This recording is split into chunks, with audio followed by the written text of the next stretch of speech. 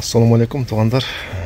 Манас район тұрғындары, Покровкан тұрғындары, мынакей туғандар Покровка центрға түссеңіздер, мына суықта üşіп құрсағыңыздар айтса, шол жерге келіп, мынакей тез татым деген шындай тамақ іше тұрған жер бар.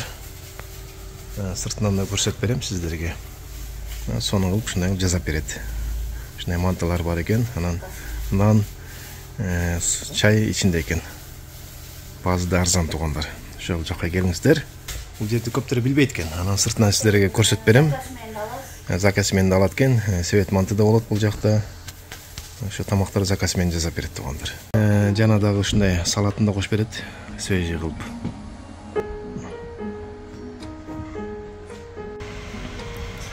Қоқыс мына эле чай ичип кетем десеңиздер, ушундай чакан торттор бар.